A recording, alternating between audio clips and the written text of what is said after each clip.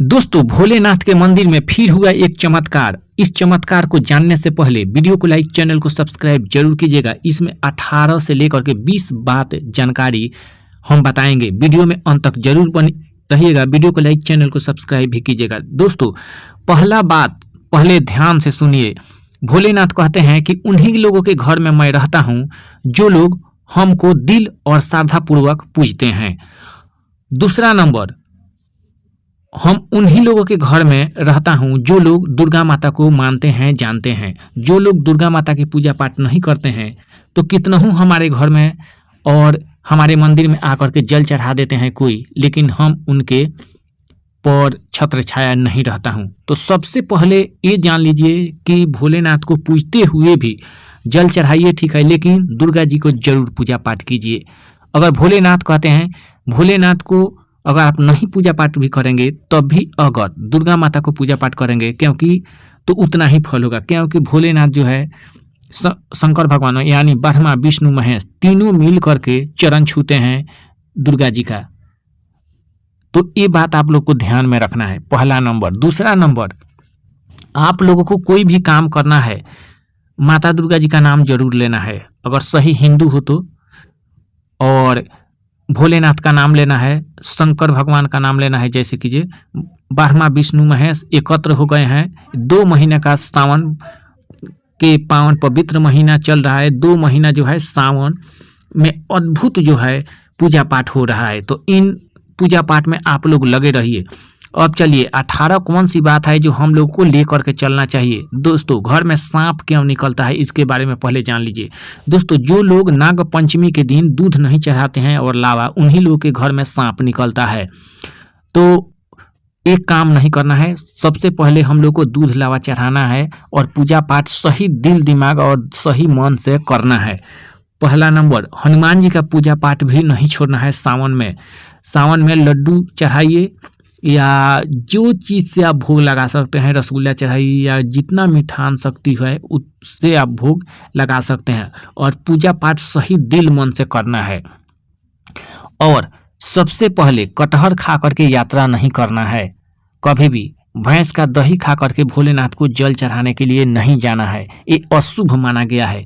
किसी भी खराब औरत के मुंह देख करके कहीं नहीं जाना है।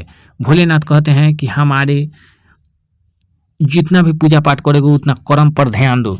घर के आगे पीछे कटहल का पेड़ नहीं रखना चाहिए। अगर रखते हैं तो हम कितनहू पैसा देंगे लेकिन आप लोगों के घर में नहीं बचेगा। पपीता का पेड़, अगर दूध वाला कोई भी पेड़ है तो घर के आगे पीछे नहीं रखना है, क्योंकि उससे कितनहू पैसा देंगे लेकिन आप लोगों को बचेगा नहीं। तो एक काम हम लोग को ध्यान में रखना है। हम लोग चले जाते हैं जल चढ़ाने के लिए बाबा भोलेनाथ पर कि भोलेनाथ जय भोलेनाथ, आप कुछ कर दीजिए, लेकिन अपने घर के आगे पीछे जरूर देखना चाहिए, सुनना चाहिए।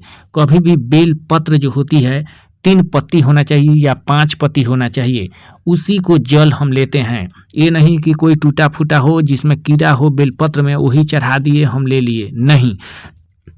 जैसे कि जो हम लोग खाना खाते हैं आछा, तो आछा उसमें का बरकत होता है। जैसे कि जो गाय के दूध खाते हैं तो बछड़े की तरह लड़का लड़कियां होता है, वैसा ही हम लोगों को एक काम करना है।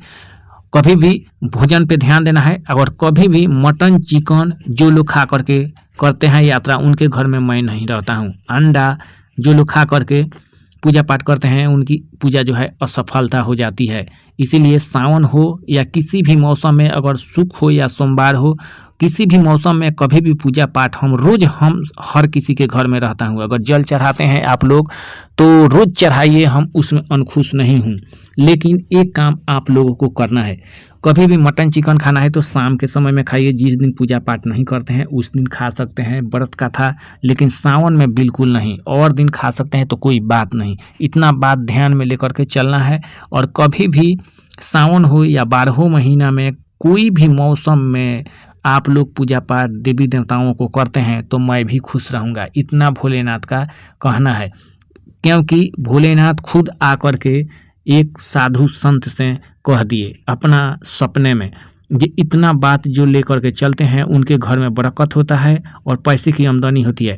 जिन लोगों के घर में नौकरी चाकरी नहीं लगता होगा, पढ़े लिखे लोग हैं, उनके नौकरी चाकरी भी लगेगा। तो एक काम जरूर करना है, दूध के जल देना है फाटा हुआ पत्ती वाला नहीं चढ़ाना है बेलपत्र, और धतूर चढ़ाना है शुद्ध धतूर। उसमें 2 प्रकार की होती है, एक छोटा वाला होता है वो गर्म होता है, बड़ा वाला धतूर ठंडा होता है। तो इन बातों पर ध्यान देना है और शुद्ध जल गंगा जल चढ़ाना है और पवित्र मन से नहीं जाना है, पूरा पवित्र बना करके मन को जाना है। तो आपके बिगड़े हुए काम हम बनाएंगे, इतना कह करके चलते हैं। तो आप लोगों को ये भी ध्यान देना है कि अपने घर पर भी रहिए तो पूजा पाठ कीजिए।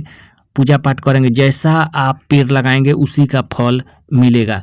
ये काम अगर आप कर देते हैं तो आपके घर में बरकत होगा और सभी देवताएं मिल करके आपको एक दिन इतना धनवान बनाएंगे, इतना धनवान बनाएंगे कि आप सोच भी नहीं सकते हैं।